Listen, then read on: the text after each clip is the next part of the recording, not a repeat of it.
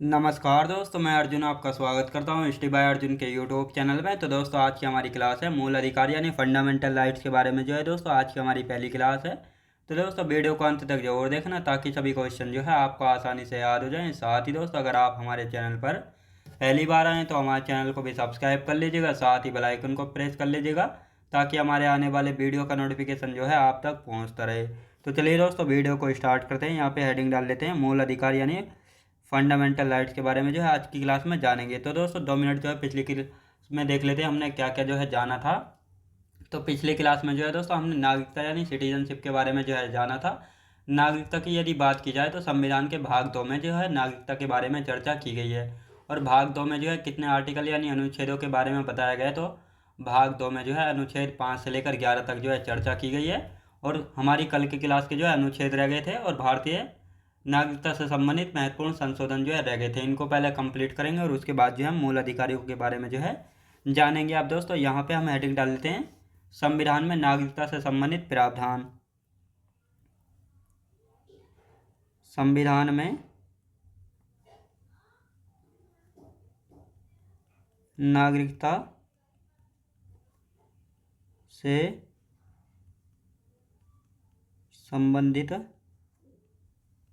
प्रावधान कौन से। तो यदि बात करते हैं अब अनुच्छेद 5 की हम बात करेंगे सबसे पहले। तो अनुच्छेद 5 की थोड़ा समझ लेते हैं दोस्तों। अनुच्छेद 5 की हम यहाँ पे बात करते हैं। तो अनुच्छेद में कहा गया है कि संविधान के प्रारंभ पर नागरिकता के बारे में, यानी संविधान के प्रारंभ में जो है नागरिकता के बारे में चर्चा की गई। तो यहाँ पर कहा गया है कि जब भारतीय संविधान 26 जनवरी 1950 को लागू हुआ था तो उस समय जितने भी व्यक्ति भारत में रहते थे तो उन सभी को जो है अनुच्छेद 5 के माध्यम से जो है नागरिकता दे दी गई थी। और आर्टिकल 6 की यदि बात करते हैं तो आर्टिकल 6 में कहा गया है पाकिस्तान से भारत आने वाले सभी व्यक्ति को जो है अनुच्छेद 6 के माध्यम से जो है नागरिकता दी जानी थी। तो यहाँ पर बात आती है दोस्तों, यानी 14 अगस्त 1947 को जो है पाकिस्तान जो है भारत से अलग जो है हो गया था। लेकिन अगर कोई पाकिस्तान से भारत आता था तो उसको अनुच्छेद 6 के माध्यम से जो है भारत की नागरिकता जो है दे दी जाती थी। लेकिन अनुच्छेद 7 में कहा गया है अगर कोई भारत से पाकिस्तान जाने वाला व्यक्ति होता था तो उसको जो है अनुच्छेद 7 के माध्यम से जो है पाकिस्तान में नागरिकता दे दी जाती थी। याद रखें दोस्तों, यानी भारत से पाकिस्तान जाने वाले को अनुच्छेद 7 से और पाकिस्तान से भारत आने वाले व्यक्ति को अनुच्छेद 6 से जो है नागरिकता मिलती थी। और अनुच्छेद 8 की यदि बात की जाए तो अनुच्छेद 8 में जो है किसके बारे में चर्चा की गई। आर्टिकल 8 में भारत के बाहर रहने वाला भारतीय उद्भव के कुछ व्यक्तियों की नागरिकता के मूल अधिकार। तो यहाँ पर कहा गया है भारत के बाहर रहने वाला भारतीय उद्भव से मतलब होता है जो भारतीय मूल के व्यक्ति हों। जैसे मान लेते हैं ब्रिटेन के अभी प्रधानमंत्री हुए थे पीछे, जो कि पूर्व प्रधानमंत्री ऋषि सुनक है। वह जो है भारतीय मूल के यानी भारत के रहने वाले थे, लेकिन वह उन्होंने जो है ब्रिटेन की नागरिकता जो है प्राप्त कर लिए। तो उनको जो है दोस्तों भारतीय मूल का व्यक्ति जो है कहा जाएगा। और उनके जो है कुछ उन जैसे व्यक्तियों की नागरिकता के अधिकार कहाँ पर दिए हैं, अनुच्छेद 8 में जो है दिए गए हैं। आर्टिकल 9 की यदि हम बात करते हैं, आर्टिकल 9 में किसके बारे में चर्चा की गई है। तो आर्टिकल 9 में यदि कोई व्यक्ति अपनी इच्छा से विदेशी नागरिकता स्वीकार कर लेता है तो उसकी जो है भारतीय नागरिकता स्वतः यानी अपने आप ही जो है समाप्त हो जाती है। आर्टिकल 9 में ये जो है कहा गया। अब आर्टिकल 10 की यदि बात करते हैं तो आर्टिकल 10 में कहा गया है किसी व्यक्ति की नागरिकता संसदीय विधि द्वारा जो है ली जा सकती है। यानी इसके माध्यम से कहा गया है अगर कोई व्यक्ति मान लेते हैं भारत का किसी दूसरे देश से जो है विद्रोह हो रहा है, यानी कोई युद्ध चल रहा है और अपने देश का जो है और दूसरे देश को जो है सपोर्ट कर रहा है, तो उसकी नागरिकता जो है अनुच्छेद 10 के माध्यम से जो है संसदीय द्वारा जो है ली जा सकती है। या ये कह सकते हैं नागरिकता का बना रहना किस अनुच्छेद में है। तो आर्टिकल 10 में जो है नागरिकता का बना रहना। तो इन दोनों पॉइंटों को लिखेंगे। और आर्टिकल 11 में कहा गया है कि संसद को नागरिकता से संबंधित कानून बनाने का अधिकार है। यानी अनुच्छेद 11 के तहत जो है संसद को नागरिकता से संबंधित कानून बनाने का अधिकार है। तो ये किस में कहा गया, यानी संसद जो है नागरिकता से संबंधित कानून बनाने का अधिकार जो है किस आर्टिकल के तहत दिया गया है। तो अनुच्छेद 11 के तहत जो है दिया गया है। तो दोस्तों, अब इन सभी को हम यहाँ पे लिख लेते हैं। आर्टिकल 5 यानी सभी हमने समझ लिए हैं, तो यहाँ पे लिखना स्टार्ट करते हैं। आर्टिकल यानी अनुच्छेद 5, अनुच्छेद 5 की यदि बात करते हैं तो अनुच्छेद 5 में जो है किसके बारे में चर्चा की गई। अनुच्छेद 5 में किसके बारे में चर्चा की गई, संविधान के प्रारंभ में नागरिकता के बारे में। संविधान के प्रारंभ पर नागरिकता के बारे में, किसके बारे में दोस्तों? नागरिकता के बारे में। आप देखते हैं दोस्तों आर्टिकल 6, हेडिंग डालेंगे अनुच्छेद 6। अनुच्छेद में अनुच्छेद 6 में जो है किसके बारे में बताया गया है? यानी पाकिस्तान से भारत आने वाले व्यक्तियों के बारे में लिखेंगे। पाकिस्तान से भारत आने वाले व्यक्ति, पाकिस्तान से भारत आने वाले व्यक्ति, यानी जो पाकिस्तान से भारत आए थे उनको जो है आर्टिकल 6 के माध्यम से जो है नागरिकता दी गई थी। अब दोस्तों आर्टिकल 7 की बात करेंगे। आर्टिकल 7, आर्टिकल 7 में क्या कहा गया है? आर्टिकल 7 में कहा गया है भारत से पाकिस्तान जाने वाले व्यक्ति, भारत से पाकिस्तान जाने वाले व्यक्ति।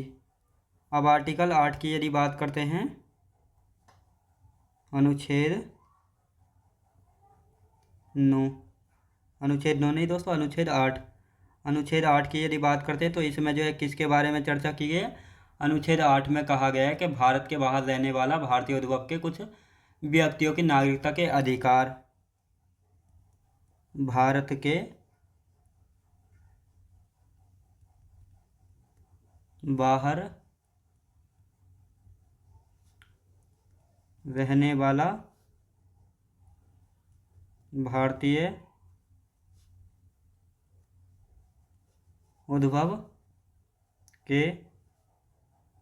उद्भव के कुछ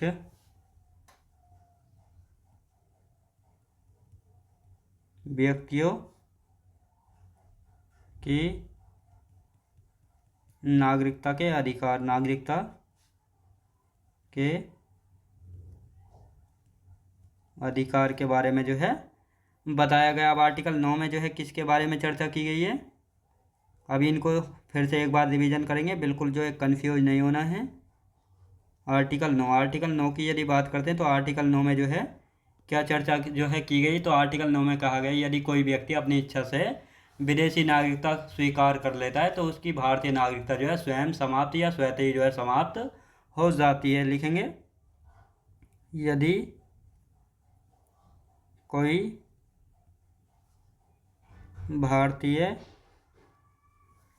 भारतीय व्यक्ति अपनी इच्छा से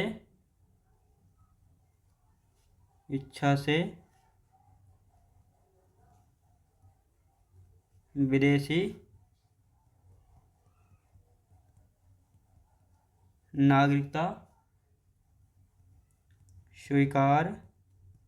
नागरिकता स्वीकार कर लेता है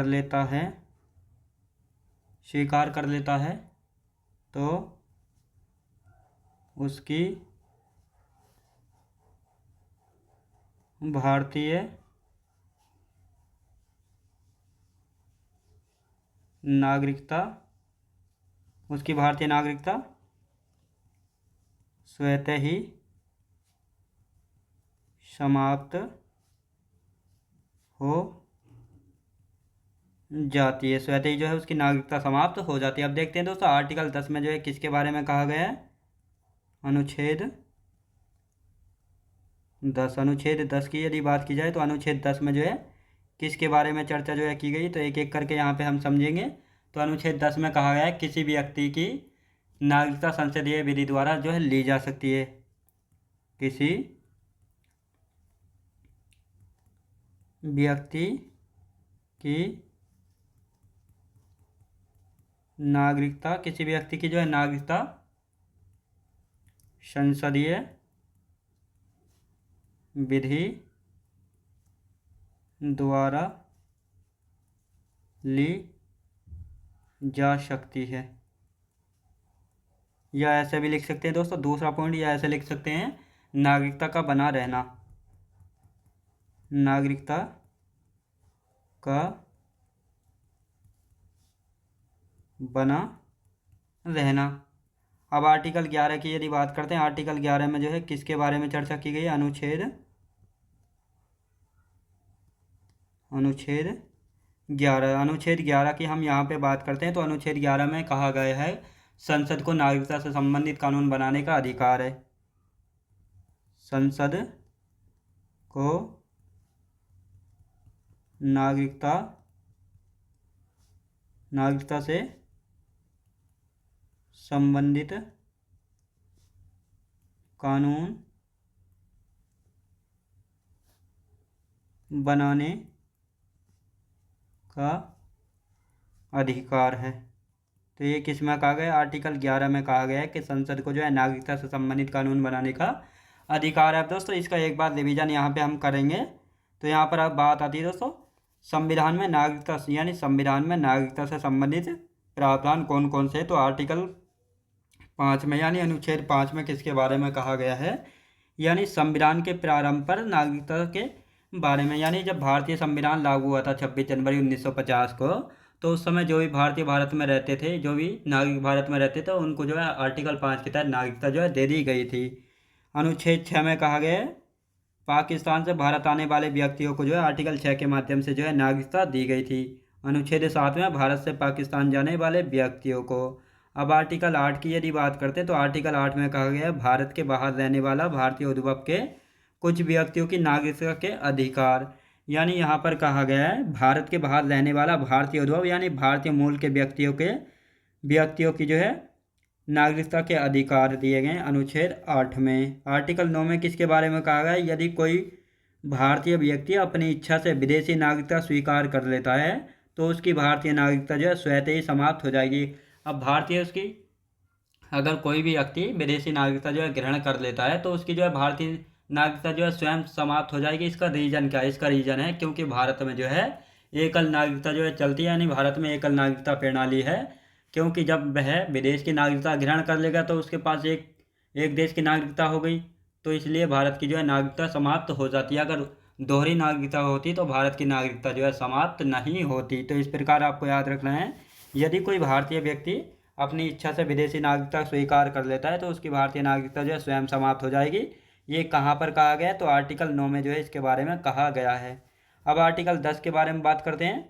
यानी किसी भी व्यक्ति की नागरिकता संसदीय विधि द्वारा जो है ली जा सकती है। यानी यहाँ पर कहा गया है अगर कोई संविधान का उल्लंघन करता है या संविधान को जो है नहीं मानता है तो आर्टिकल 10 के माध्यम से जो है संसद के द्वारा जो है उसकी नागरिकता जो है ली जा सकती है। या ऐसे कह सकते हैं नागरिकता का बना रहना किस आर्टिकल में है? तो नागरिकता का बना रहना जो है आर्टिकल 10 में है। आर्टिकल 11 की बात की जाए यानी अनुच्छेद 11 की, तो इसमें कहा गया है कि संसद को जो है नागरिकता से संबंधित कानून बनाने का अधिकार किस आर्टिकल में दिया गया है? तो आर्टिकल 11 में जो है कहा गया है संसद को नागरिकता से संबंधित कानून बनाने का अधिकार है।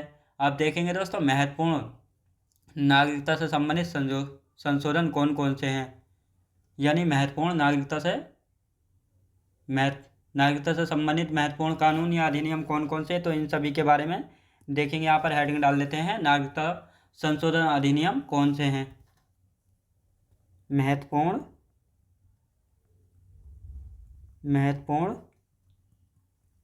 नागरिकता संशोधन अधिनियम कौन कौन से हैं? तो इन सभी के बारे में हम चर्चा करने वाले हैं।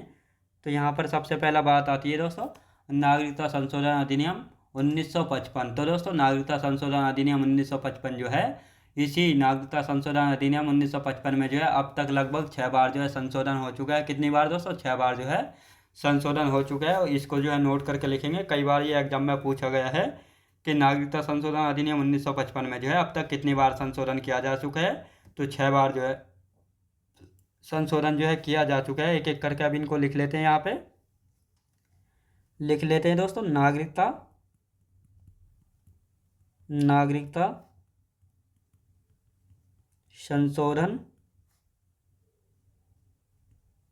अधिनियम 1955।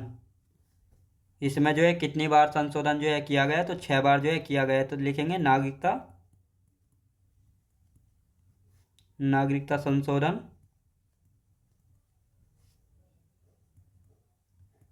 अधिनियम, नागरिकता संशोधन अधिनियम 1986 में, नागरिकता संशोधन, नागरिकता संशोधन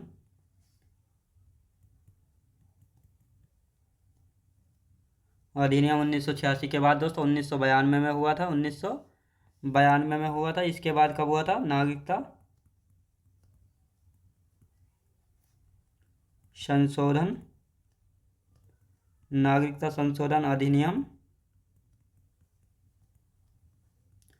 2003 में हुआ था, 2003 में जो है हुआ था। फिर इसके बाद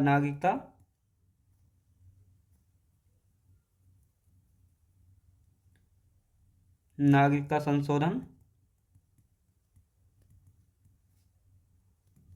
अधिनियम, नागरिकता संशोधन अधिनियम फिर हुआ था दोस्तों 2005 में जो है हुआ था। फिर दोस्तों 2005 में हुआ था। इसके बाद कब हुआ था? नागरिकता संशोधन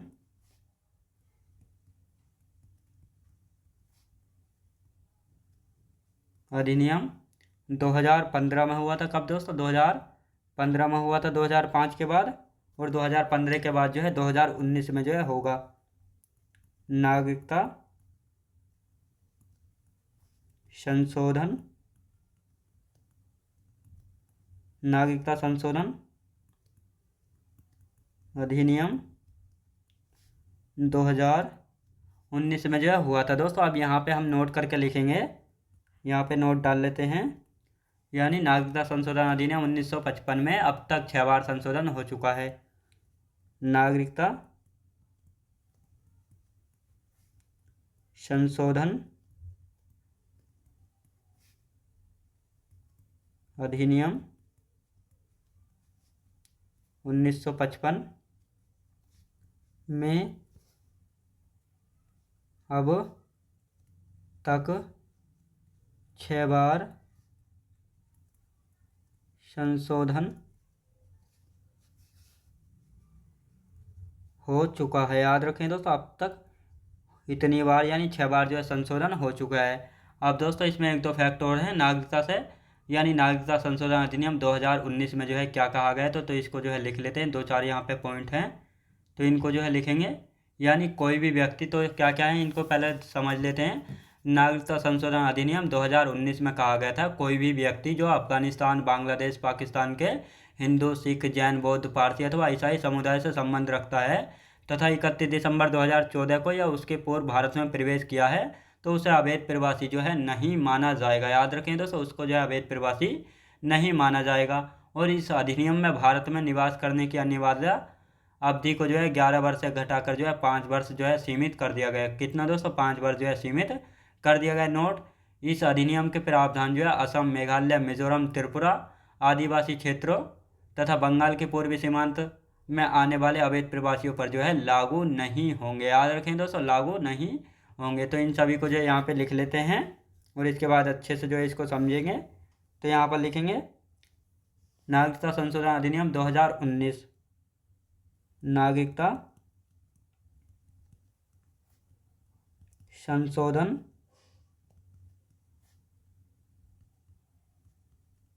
अधिनियम 2019 की यदि बात करते हैं तो इसमें काय काय के प्रावधान है, तो यहाँ पे लिखेंगे यानी कोई भी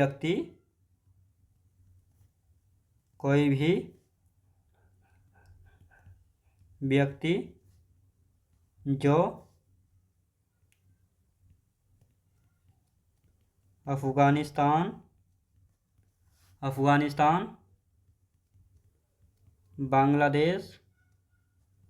बांग्लादेश और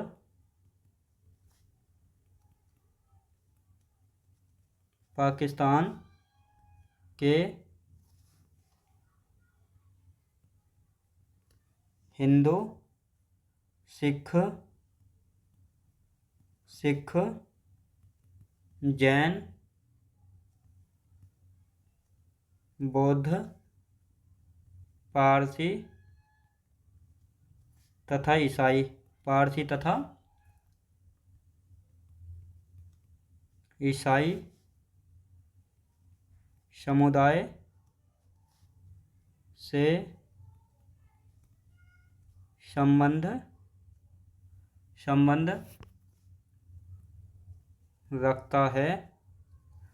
रखता है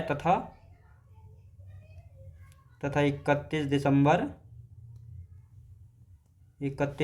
2014 को या उसके पूर्व भारत में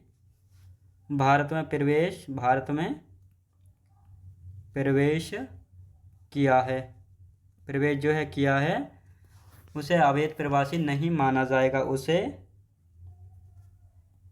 अवैध प्रवासी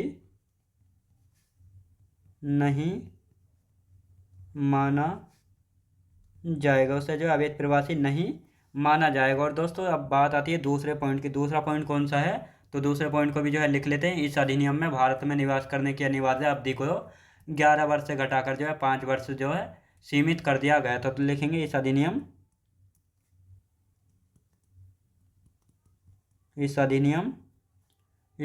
में भारत में निवास करने की अनिवार्य अवधि को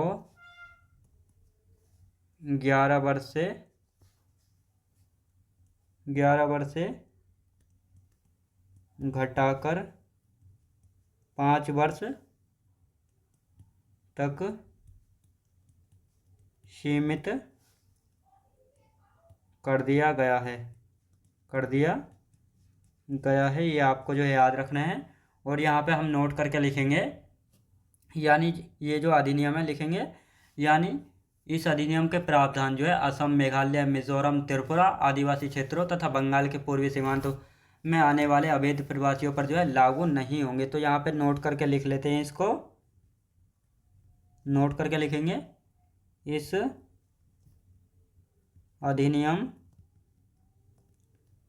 अधिनियम के प्रावधान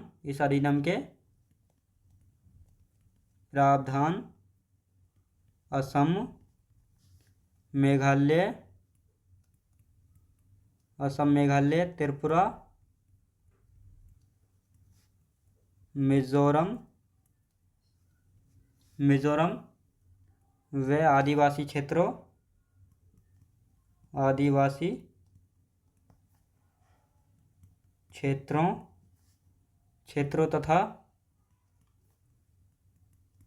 के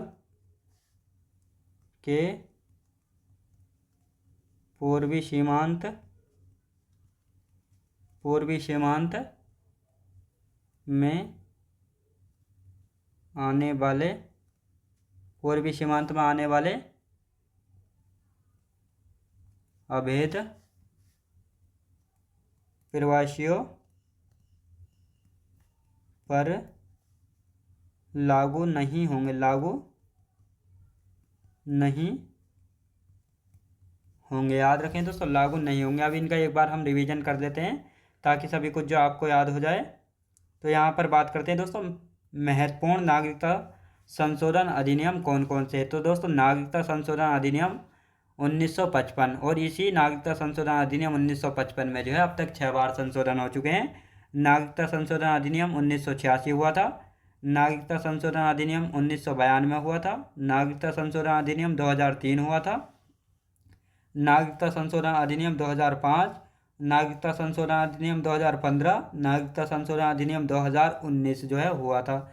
यहाँ पे नोट करके लिखेंगे, नागरिकता संशोधन अधिनियम 1955 में जो है अब तक कितनी बार संशोधन हो चुका है, अब तक जो है 6 बार संशोधन हो चुका है। पिछली बार ये क्वेश्चन जो है पूछा गया था। अब नागरिकता संशोधन अधिनियम 2019 के जो है कौन कौन से प्रावधान है, तो इन सभी को देख लेते हैं।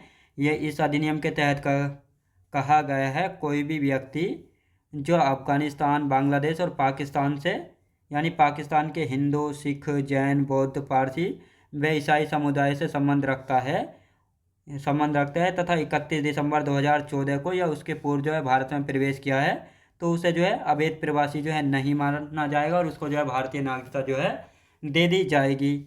और इस अधिनियम में भारत में निवास करने की अनिवार्य अवधि को जो है 11 वर्ष से घटाकर जो है 5 वर्ष तक जो है सीमित कर दिया गया है। अब दोस्तों यहाँ पे नोट करके लिखेंगे, यानी इस अधिनियम के जो प्रावधान हैं असम, मेघालय, त्रिपुरा, मिजोरम आदिवासी क्षेत्रों तथा बंगाल के पूर्वी सीमांत में आने वाले अवैध प्रवासियों पर जो है लागू नहीं होंगे। याद रखें दोस्तों, लागू नहीं होंगे। तो ये था दोस्तों, अब हमारा मूल अधिकार की हम बात करते हैं, यानी फंडामेंटल राइट्स के बारे में बात करते हैं। तो यहाँ पे देख लेते हैं मूल अधिकार यानी फंडामेंटल राइट। तो थोड़ा इसके बारे में समझ लेते हैं, हमारा समय भी समाप्ति की ओर ही है। तो मूल अधिकार यानी फंडामेंटल, यहाँ पे पहले हेडिंग डाल लेते हैं हम, मूल अधिकार यानी फंडामेंटल राइट्स। मूल अधिकार यानी फंडामेंटल राइट्स की हम बात करते हैं। तो दोस्तों यानी संविधान के भाग 3 में जो है मूल अधिकार यानी फंडामेंटल राइट्स के बारे में जो है बात की गई है।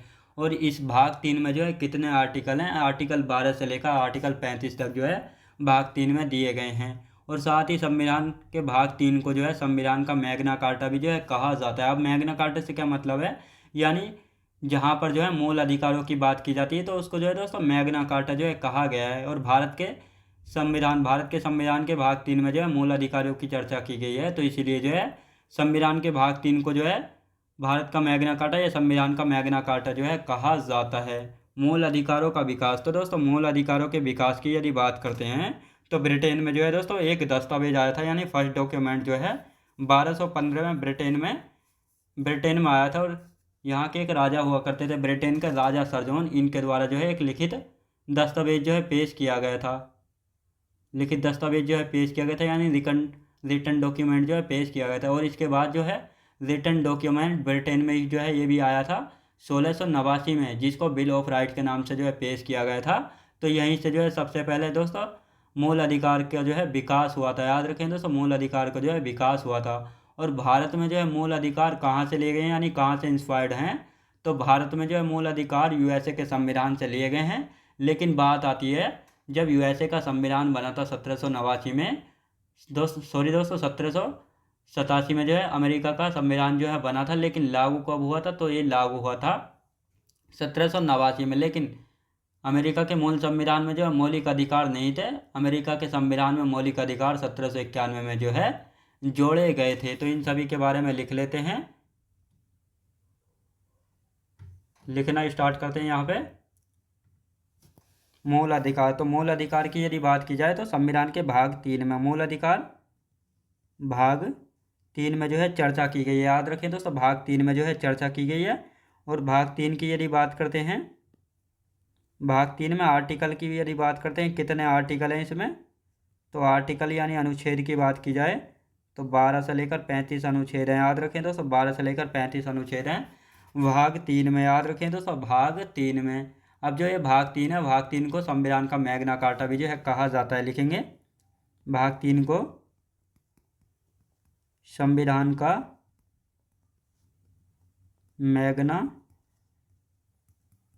कार्टा कहा जाता है। याद रखें दोस्तों, कहा जाता है, ये आपको पता है कि किसको जो है संविधान का मैग्ना कार्टा कहा जाता है, तो संविधान का मैग्ना कार्टा जो है भाग 3 को जो है कहा जाता है। अब दोस्तों अब लिखेंगे मूल अधिकारों का विकास, मूल अधिकारों का